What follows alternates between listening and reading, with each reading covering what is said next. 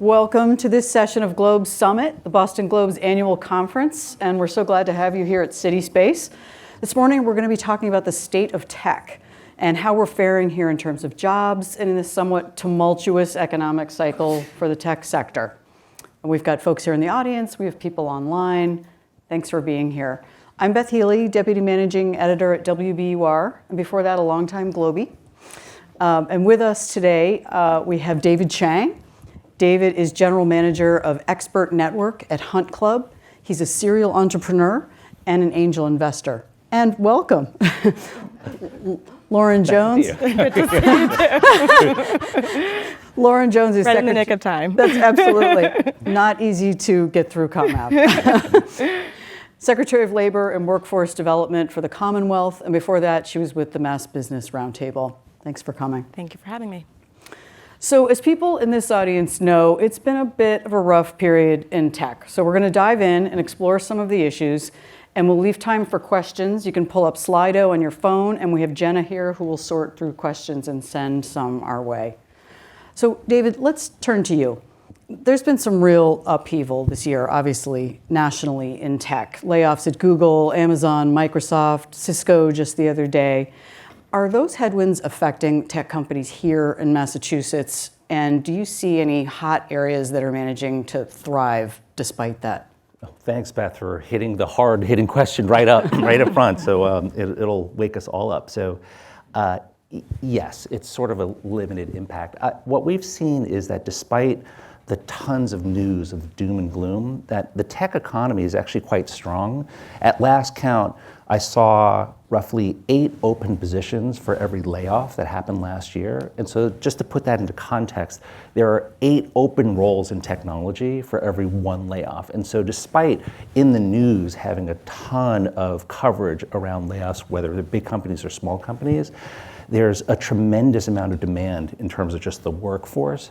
And so I think we should keep that in mind. And in terms of hot areas locally, Boston and Massachusetts has always been a hotbed for life sciences, for deep tech. A lot of the work that we're seeing between the new innovations that are coming out of universities and early stage founders that are going back and inventing something new, there's still a very vibrant job market here. It's good to hear. Secretary Jones, here in Massachusetts, according to your office, we've lost jobs in information tech in the past year, but we've added some in other areas. Can you talk about where you see job strength and what's the administration doing to encourage that? Great. No, I think out of the gate, I'd like to say, while we have seen the losses that we were just referring to, we also know that there's job openings. As David alluded to, there's 14,000 job postings in IT as of last month. We want to make sure that we're filling those jobs here and with Massachusetts talent. But we also know that there's so much potential and projected growth, and we're seeing that growth, as we mentioned, in the life sciences, other high-tech areas like clean energy, advanced manufacturing. And we know that, especially as we look at companies today, tech bleeds across so many different industries, and a software developer is needed in finance just as well as in your traditional IT company. So we see that demand spreading, and we think because of Massachusetts' rich innovation across the Commonwealth, there's great potential ahead, and we want to make sure that we are focused on the training pathways, the opportunities to get people into those roles today as well as in the future, because there's so much potential as we look at high tech as a whole in the Commonwealth. Okay. Well, David, you've called yourself a ridiculous fan of working to keep entrepreneurial talent here in Massachusetts. Tell us more about that, and why does it matter? Yeah, I think I did use the word ridiculous, which I'm not sure if I meant it that way, but I do think that there's just so much promising talent that we have in front of us. There are, 400 or 500,000 students in the greater Massachusetts area. And so, as an early stage founder and startup, entrepreneur and operator, we need talent and we need smart people. We need smart people to stay here. And I think at last count, when I looked at talent coming out of universities, we attract some of the smartest, the brightest minds into this region. It'd be great if we could keep them here longer. And I think when I did a quick math on just the sheer number of people that are leaving, I'd say in the typical year when you have graduates come out of schools, maybe 20% of them end up staying, and then after a year, it's maybe 10%. It seems to sort of fall off very quickly. And so if you're from here, you tend to stay here. But imagine if we could just keep just a couple more percentage of the amazing smart people here to do whatever, whether it's work at a big company, start a company, innovate and do something new. And so I'm a huge fan of like encouraging that talent base to continue to grow. Just a follow on that. What does it take to keep students here? Do you have any insight into that, Secretary?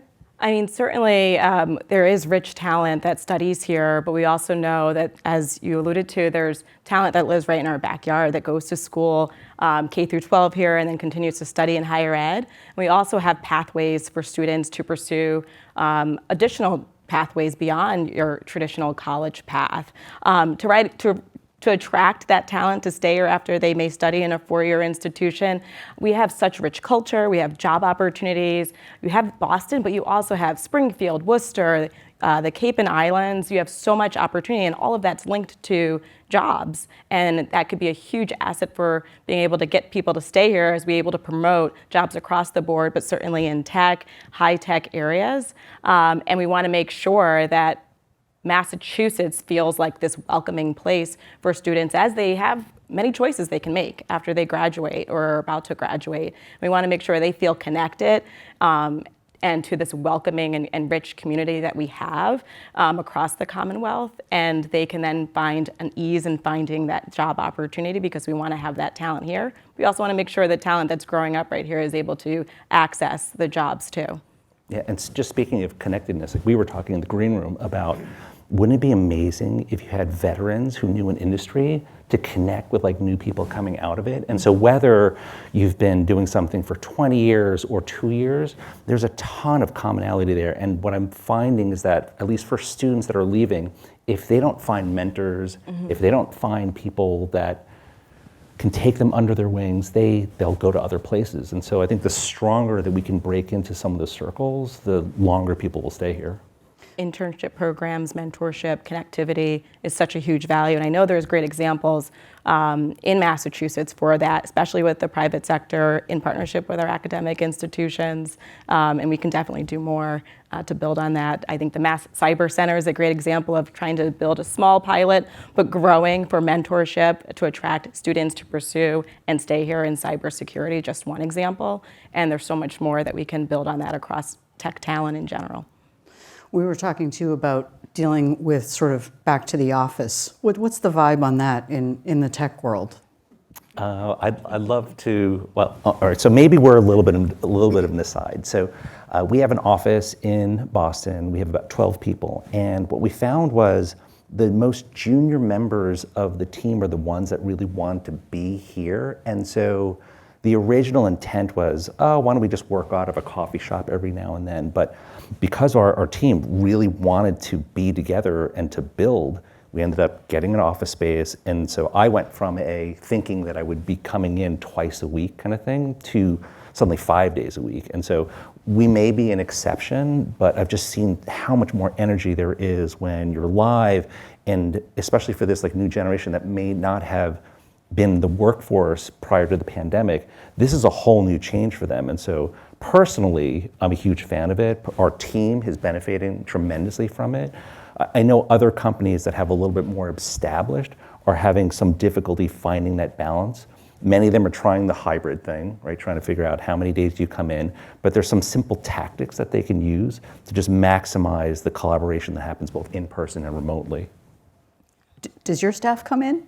Oh, certainly there's a couple here today. No, we're in the office pretty much throughout the week. I think for me, I have the opportunity of traveling across the state, and sometimes I'm plugged in right in the office, but to be able to do my job well, I have to be also on the road, and I think we try to strike that balance.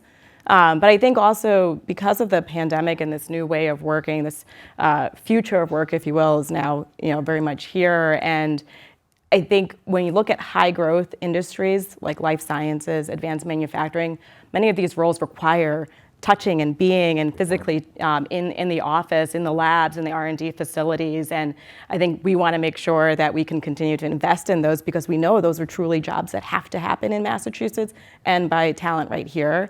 But we also want to make sure that we have great livable communities so that when companies are thinking about that hybrid approach, talent feels like they can also come into wherever the company may be located to also be able to plug in and be a part of the team. Do you see in your travels, is there a totally different thing happening in the western or middle or western part of the state versus obviously Cambridge, Boston area? I mean, the challenges will look a little bit different. I'm sure top of mind when you go across the Commonwealth, workforce development is always on everyone's mind. It will look a little bit different in each region, but housing and transportation are also top of mind as well. And that's why through our world in the workforce development space, and in partnership with our secretaries of economic development, education, and health and human services, we have this workforce skills cabinet. And we actually intentionally partner with our workforce partners in academia, business, workforce practitioners across 7 distinct kind of super clusters, regions across the Commonwealth, because we know as we think about strategies to build that talent, thinking about curating intentional workforce training programs, thinking about connectivity between academia and the talent pipelines and other workforce training programs, that recipe for success and the industries and occupations that are in demand is going to look a little different in Pittsfield than it may in Springfield, than it may in Worcester, than it may in New Bedford and Boston, and so on. And so that's why we want to make sure that we build out blueprints to help work with our regional partners, and we're actually in the process of doing exactly that. I'll be hitting up many of those regions throughout the month of October to engage with our workforce partners to have a result of blueprints to really give us that strategy for moving forward, recognizing that the challenges and the opportunities are very unique in each region, and there's this local opportunity to really lift up workforce strategies, but also blend right into other cross-cutting areas across the governor's cabinet and certainly the Commonwealth. David, there's some tech boom and bust cycles that are like etched into our memories around here, right? And right now the hype is around AI, which I know we're going to be talking more about at this conference. What's your take on the creativity, the tech ideas that you see out there with the companies you're working with? You know, where do you think we are in sort of the spectrum of innovation right now? Yeah, it's one of the questions I hate, like trying to figure out like what the hot spots are. And I have found that in any given industry, you're going to have winners and you're going to have losers. And so if you could figure out which industries will be the winners, then fantastic, like you should have a different job. And what I think makes sense, at least for the Commonwealth, is for industries where we have a ton of natural resources, just called life sciences and robotics, as an example, we should double down in those areas, right? Because if we can compete and there's a market and there's a way that we could assemble our natural resources, whether it's the manufacturing capabilities, the talent, the customer base, you know, whatever those assets are, we can compete and differentiate. And so I think if I were to pick like the hot spots, like find spaces where we have a disproportionate advantage, and you'll tend to find them in many different places. And so like if you rewind the clock to some of the times where maybe the internet burst, the recession of 2008, the COVID and all of that, you'll find winners in all of those. And so it's really hard to time industries. If anything, you want to try to find a niche in an industry where you can excel. And so I tend to invest that way. I tend to operate that way. I do think if you are going to try to pick an industry, then you should probably be like a stock picker or something, right? Yeah, right. It's a very different thing. But what's the mood? Like, you know, we have times when things are contracting and when things are growing, it's harder to get capital right now. You know, what kind of mood do you sense from the people you talk to? Yeah, I mean, I tend to be a pretty optimistic person, so you'll have to take this with a little bit of a grain of, with a grain of salt, that the general sentiment is tough, right? And so if you look at the venture capital cycles, the amount of capital that went into early stage companies, the VCs that are raising, what they're doing with their limited partners. It's still a massive amount of money, but it's less than it was the prior year. And so that tends to go down. It's also somewhat buffered, right? When a firm raises a fund, it tends to be a multi-year process. So it's not directly correlated with the current economy. And so with that buffer, you tend to have dollars dry powder, right? That still has to go into early stage companies. And so frequently investors are trying to figure out like what will be the thing that will pick up in a year, 2 years, 3 years from now. And so the mood in terms of the VC market, the mood in terms of the talent market, it's a little mixed right now, but there's definitely some shining spots in all those industries. Okay. We have a question here from the audience. I think this is for you, Secretary. Is there a lack of tech talent out there, and is that a reflection of a lack of curriculum or support that prepares students for tech careers? Well, we can definitely do more to prepare talent. Certainly, there's strategies that we are working on to prepare talent today, but also for that pipeline. I think for today, we have programs that we're investing in through resources like the Workforce Competitiveness Trust Fund that trains individuals that are currently underemployed or unemployed into career pathways like cybersecurity I mentioned. We have a great registered apprenticeship program that supports just that with companies like Cengage hiring in an alternative way to build talent. But then we also know we need to invest in our K through 12 system so that people are studying today. Educators are aware of the industry needs today, and we can make sure that we're exciting young people, sparking that interest at an early age in science, technology, engineering, and math. And that's exactly what the Secretary of Education, Secretary Tutwiler, is leading through the innovation pathways, investing in early college, really linking those investments in education to opportunities that we see here in Massachusetts, like in clean energy, for example, where we stood up an innovation pathway focused on clean energy jobs and awareness for our young people. So as they pursue those studies in high school, it links directly to continued pathways for both college and career immediately afterwards. So it's an important thing that we can't lose sight of, because as we think about attrition as well as retirement, we need to make sure that the students that are here today are able to really feel energized and connected to the wide range of jobs. When we're talking about tech today, as well as the next 5-10 years, I mean, think about offshore wind and all the green tech jobs that are going to happen here in Massachusetts. We need to make sure that young people who are excited about our climate and climate change feel like they can be part of that through a workforce strategy as well. We have another audience question, David. Within the tech industry, what area has the greatest unmet staffing needs? Or what are some of the unmet needs that you're seeing out there? Yeah, I guess it's sort of ranged from a couple years back. It was really around like development talent, and it was really hard to find an engineer, right? A software engineer, a hardware engineer.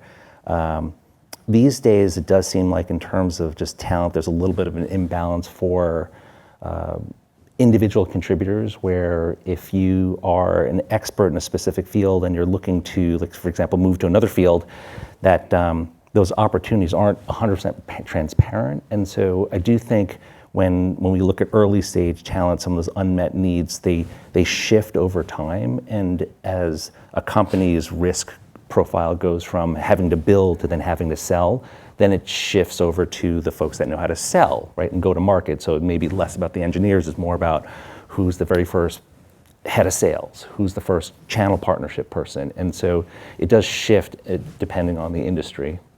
Mm-hmm. Someone's also asking, what industries are the VCs investing in? That's something that people track on a routine basis. And gotta love all these questions about the industries. So they're the one I'm trying to punt. Right? I know, right? Just like, it's well, I mean, when it comes to early stage investors, they tend to have a thesis, a certain belief around the world. And so, like, as Beth, you mentioned, the entire afternoon is an AI session, right? So that's top of mind. There's a ton of investment dollars that are going into it. 2 years ago, it may have been crypto, and 2 years before that, it was something else. And so for every one of these innovations, we're in this part of the hype cycle where a lot of dollars are going in trying to figure out, like, what's the invention. And so over time, that just ends up changing. And so it's like really hard to peg like what a hot industry is.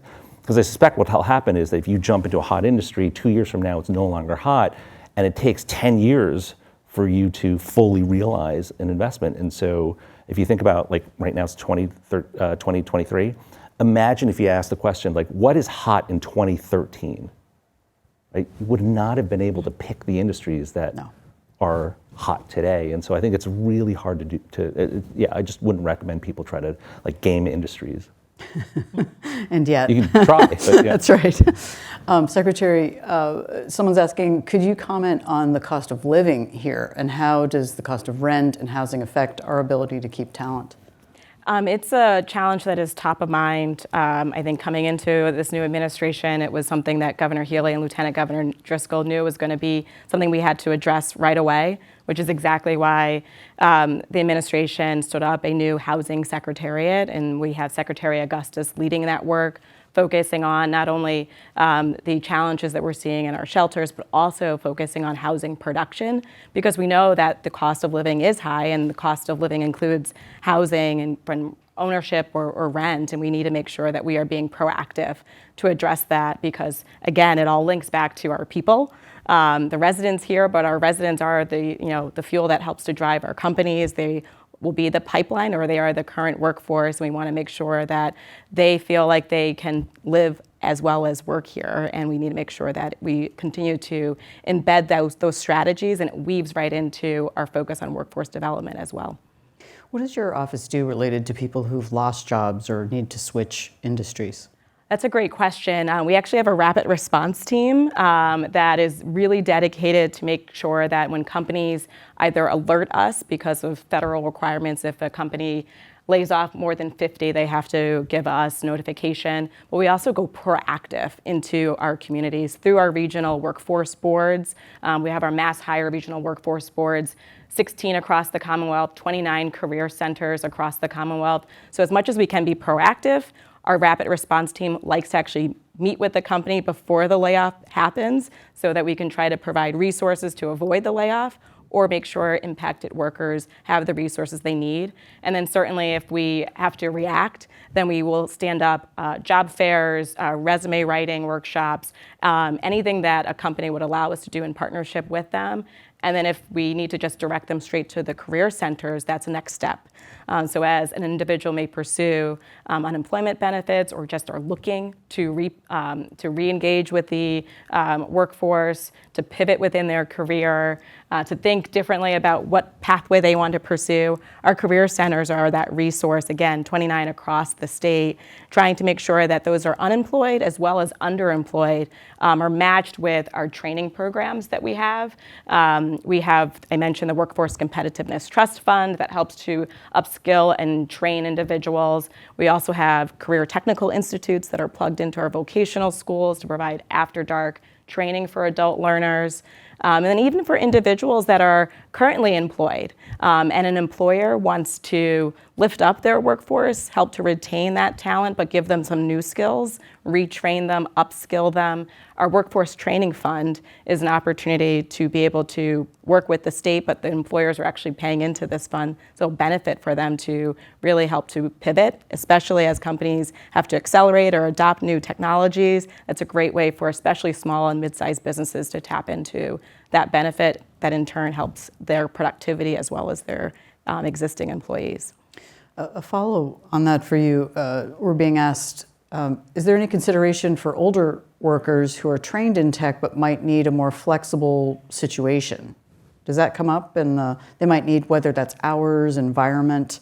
Do you see older workers in We do. We have a partnership with our Secretariat of Elder Affairs that sits within HHS, Health and Human Services, where we help to lift up older workers and provide job training, again, through our career centers as a resource.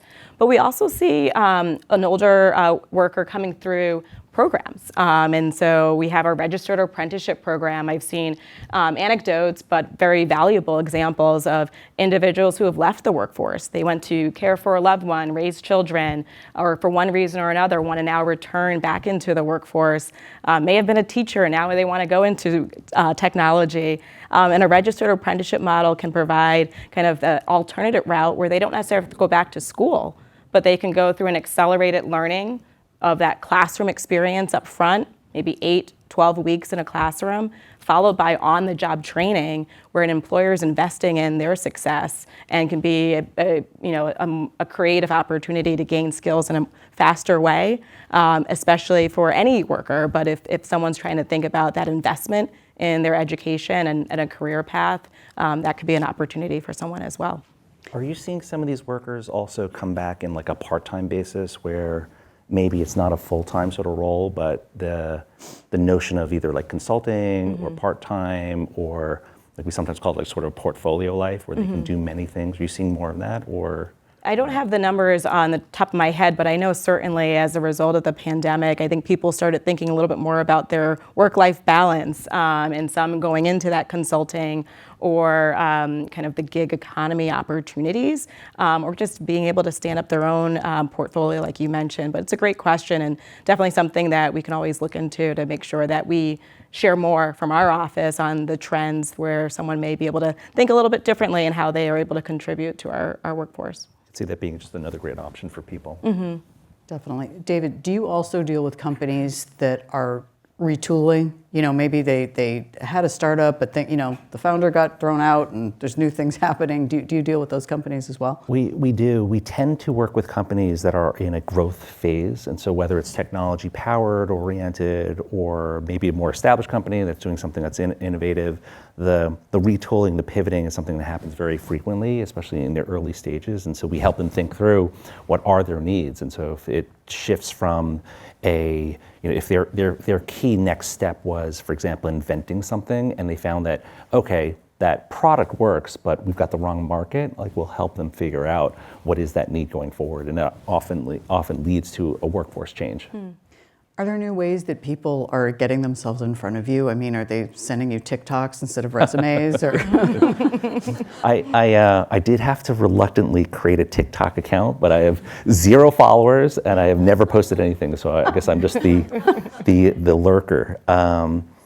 No, I guess the thing is, for the most part, it seems like when it comes to talent, that it's frequently leveraging your existing network, which I think is so important for like new talent to build those networks at multiple levels, right? Not just like your peers, but people that are 10 years older, 10 years younger, right? And so just to ensure the continuity of talent progression. And so I'd say in terms of just like career advice, make sure if you're either looking for a new role or if you're recruiting for a role, is to tap into your existing network, because that's largely where you're going to find some of the either hidden talent or those hidden opportunities. And so I find that we encourage people a lot to like build up their own networks.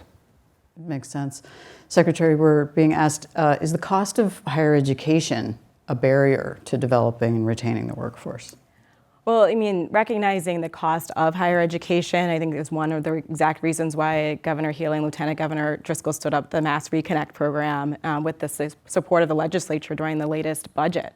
And so now, looking at our 15 community colleges, they offer free tuition for individuals who are 25 years or older, and that's an exact workforce strategy that we see in partnership with education, because we are able to now think of this population who may not have been able to pursue higher education prior for one reason or another, may have started but was not able to complete. And so now that's a pathway for individuals that they may not have even thought they had the access or opportunity to. And so it's a huge workforce strategy, and it's an opportunity to help to address the higher cost of academia and education, and providing this resource for Massachusetts residents. Thinking too to something you said about green tech, obviously we know that that's a goal of the administration, but what is the likelihood that that's really going to end up in jobs in the near term? It's a great likelihood. I was just with the Lieutenant Governor and Secretary Tepper and the Clean Energy Center a couple weeks back, announcing $18 million in workforce development for clean energy workforce strategies, especially driving equity. I know Dr. Aisha Francis was a speaker at the previous panel, and Benjamin Franklin Cummings Institute was a partner in one of the opportunities. And it's a great example of how they're looking at their students and having young people in their classes learn some of those early needs that we have for offshore wind, mechanical engineering, and things like that, so that they can matriculate to also partnering institutions like UMass Lowell. There's awesome strategies that there's a wide network of partners that are trying to make sure that we're investing today for the opportunities that we know are on the horizon, and really just making sure that we're curating the opportunities and really fostering the collaboration. It's not just going to be done in a vacuum by folks in government. It has to be done in partnership with academia, training providers, building pathways, for example, is standing up a partnership with those in the building trades. We have Action for Equity teaming up for other grants, and really making sure that we're thinking creatively. We're engaging folks in the community and connecting directly to job training opportunities. David, if you met an MIT student at an event and someone who's gung-ho with ideas and they say, well, I think I better head out west. Oh, God, I hate that. Oh, What do you say? What's your pitch for oh sticking my around here? God.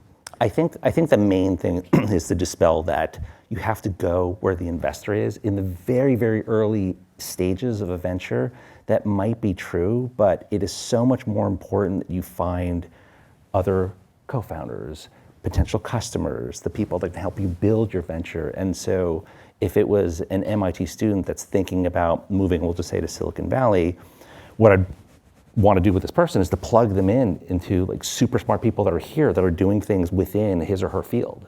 And so I think by leveraging the people and the assets that are already here, you're going to plug them in such a way that like you just can't, like having a cold start problem going out someplace else, like inherently is difficult. And so we want to take advantage of the fact that we have them. Yeah, absolutely. And is there any advice that either of you would give, young graduates here now as to, why stay here? Why try to build a business here? Why try to go into tech here? Yeah, I mean, I think it builds on the community. The social capital that you referenced is a great way for people to feel connected, both to the innovation and things happening here, but also the opportunities. And I feel like if I look back on my professional career, it has been that network that has been truly helpful, and the mentorship and the opportunities. And I think that as people connect, not only in Boston here where we are today, but also in other communities across the Commonwealth, that innovation is happening, and it can be a great way for people to feel valued, connected, and help to grow their own pipeline and their pathway, and tap into their own opportunities, but certainly in partnership with people that are believing in them. And I feel like that does happen in Massachusetts. Yeah, and I'll just add that it genuinely is a win-win. So when I meet early stage founders, whether they're students or they've moved to this part of the country, they often feel like they're asking a favor of someone else, right? And so, hey, can you meet with me? They frequently don't use the word, can you mentor me? But like making that connection, it always feels like it's a one-way street, at least when they make that ask, but it really isn't. Like if you're on the other side of the table, how great would it be for you to get plugged into some superstar that's doing something new, right? It's not only creates energy for yourself, but like it's a win for the other person. And so maybe the biggest regret is like I don't get to meet enough for the next generation. And every now and then I'll bump into someone and they'll say, oh, Boston's relatively closed or Massachusetts is relatively closed. And all it takes is like one or two doors, you to open one or two doors for that person to plug them into a whole different circle. And that makes a difference. And it's like 5 minutes of work, 10 minutes of work. And so I just encourage, whether you're new talent or if you've been here for a little while, just make sure you have those conversations because it leads to great stuff. That's great advice. Well, I think that takes us to the end of our conversation. It's been a pleasure moderating this session on the state of tech. Thank you to our guests, and thanks to all of you for taking part in the Globe Summit 2023. There's some great sessions coming up. Shirley Lung's here. She's going to be running one of them. So be sure to stick around and check out the full schedule at globe.com/summit. Also, these sessions are all recorded so they can be watched later. Thank you again for coming.